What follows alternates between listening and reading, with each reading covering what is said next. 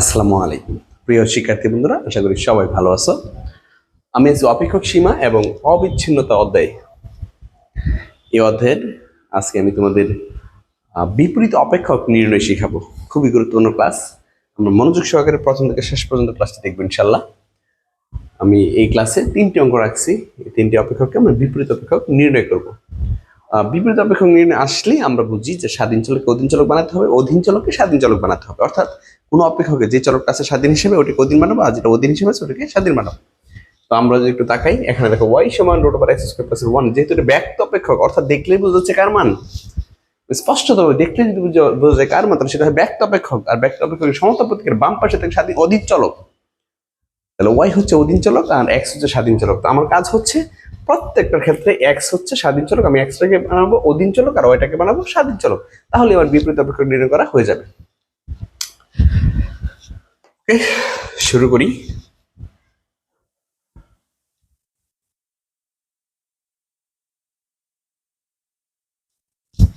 সমাধান।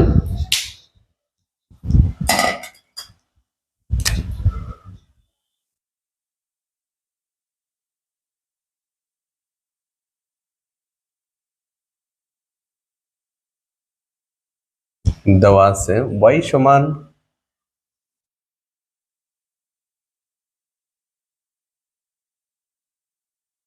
Root over x square plus 4। y সমান root over x square plus 4। তো আমাদের প্রথম কাজ হচ্ছে এই রুটটাকে উঠাতে হবে। রুট যদি উঠাই তাহলে আমাকে করতে হবে বর্গ করতে হবে। আমরা একটু লিখে নিতে পারি উভয় পক্ষকে বর্গ করে। যদি চাও সাইড নোট লিখে নিতে পারো, উভয় পক্ষকে বর্গ করি।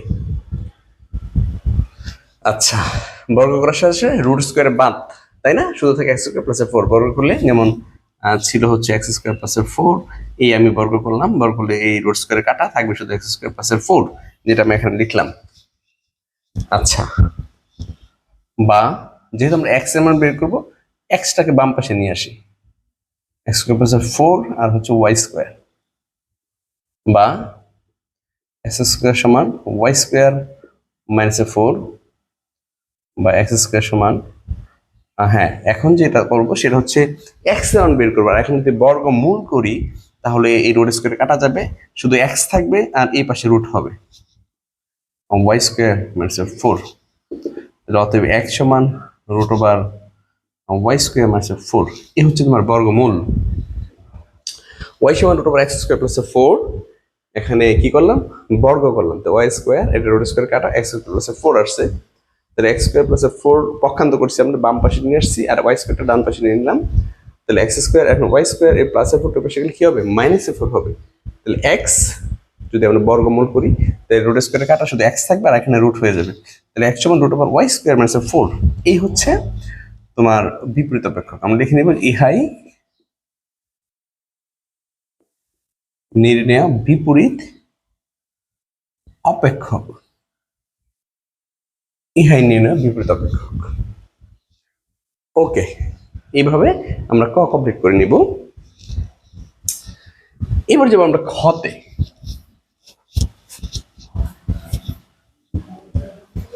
হ্যাঁ, খতে যদি তাকাই একটু দেখো সবাই।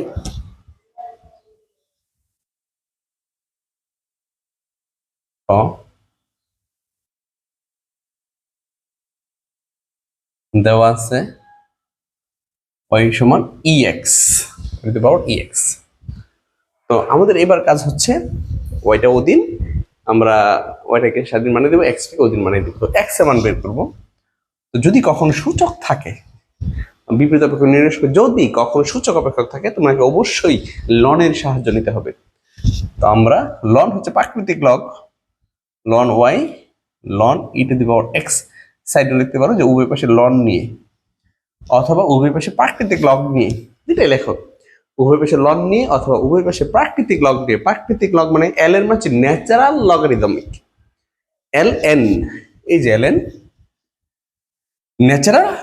ন্যাচারাল লগারিদমিক অর্থাৎ প্রাকৃতিক লগ। তো আমরা সাইড হিসেবে লিখতে পারি উভয় পাশে লন নিয়ে অথবা উভয় পাশে প্রাকৃতিক লগ নিয়ে, বা লন ওয়াই। এখানে দেখো এই এক্স সামনে চলে আসবে, লন ই, বা লন ওয়াই। আচ্ছা, এই যে লন, এই লন ই এর মান আমরা জানি 1, লন ই এর মান 1। এখন ইচ্ছে করে সাইড নিয়ে দিতে পারো, যেহেতু লন ই সমান 1, সাইড না দিলে হবে, কোনো অসুবিধা নাই। তাহলে অতএব এক্স সমান আমি কি পাইলাম, লন ওয়াই পাইছি, তাই না? তাহলে ইহাই নির্ণয় বিপরীত অপেক্ষক।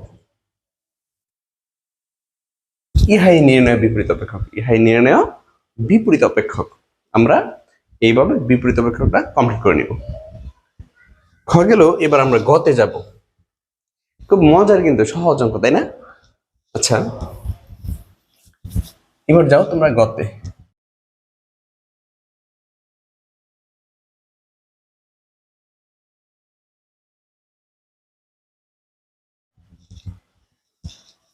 গ,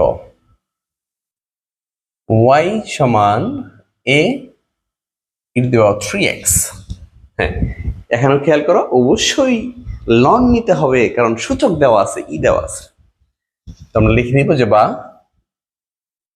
লন ওয়াই লন এ ই 3x। এখানে সাইড নোট লিখতে পারো যে উভয় পাশে লন নিয়ে, উভয় পাশে লন নিয়ে, বা লন ওয়াই। এই লনটা একবার এর সাথে যাবে, প্লাস যেহেতু গুণাকারে আছে, লনটা যাবে ই টু দি পাওয়ার 3x এর সাথে। আচ্ছা, বা লন ওয়াই লন এ প্লাস 3x সামনে নিয়ে আসো, লগের নিয়মে আমরা 3xটাকে সামনে নিয়ে আসতে পারি। ঠিক আছে, পাওয়ারটা সামনে চলে আসে, লন m to the power n এর ফর্মুলা অনুসারে n সামনে চলে আসে। এরকম লগের সাথে কোন পাওয়ার থাকলে সেই পাওয়ার কোথায় আসবে, সামনে চলে আসবে। বা লন ওয়াই লন এ প্লাস শুধু 3x থাকে এখানে, কারণ লন ই মান আমরা 1 জানি, একদম স্বতঃসিদ্ধ মান, লন ই এর মান 1, স্বতঃসিদ্ধ। বা আমরা এবারে কাজ করতে পারি, লন এ প্লাস 3x লন ওয়াই। কি করলাম, পক্ষান্তর করলাম, বাম পাশটা ডান পাশে নিলাম, ডান পাশটা বাম পাশে নিলাম। বা 3x সমান লন ওয়াই লন এ, লনে প্লাসের উপরে গেলে মাইনাস হয়ে যাবে। বা 3x লন ওয়াই উপরে, এটা হচ্ছে নিচে, ওয়াই উপরে এটা নিচে। লনের নিয়মে আমরা জানি মাইনাস থাকলে, ঠিক আছে, প্লাস যেই চলকটা আছে চলক উপর হবে, মাইনাসের চলকটা নিচে হবে। ফর্মুলা অনুসারে আমরা লিখতে পারি, এই যে এই সূত্র অনুসারে আমরা লিখতে পারি লন এম এন, এই ক্ষেত্রে আমরা লিখতে পারি ln M minus ln N. Okay, বা এখন এক্স এর মান বের করবো, এই 3 গুণ আকারে আছে, ওই পাশে গেলে সেটা ভাগ আকারে যাবে, লন ওয়াই বাই এ হয়ে গেছে। অতএব X is equal to 1/3 ln Y by A, ইহাই নির্ণয় বিপরীত অপেক্ষক। ইহাই নির্ণয় বিপরীত অপেক্ষক। আমরা এইভাবে বিপরীত অপেক্ষকটা নির্ণয় করে নিব। আশা করি সবাই বুঝতে পেরেছ। আশা করি ক্লাসটা অনেক ভালো লাগছে। আর আমার ক্লাস যদি ভালো লাগে, তুমি তোমার বন্ধু সবাইকে আমার অনলাইন ক্লাসের বিষয়ে শেয়ার করো। ভালো থাকো, সুস্থ থাকো। আসসালামু আলাইকুম।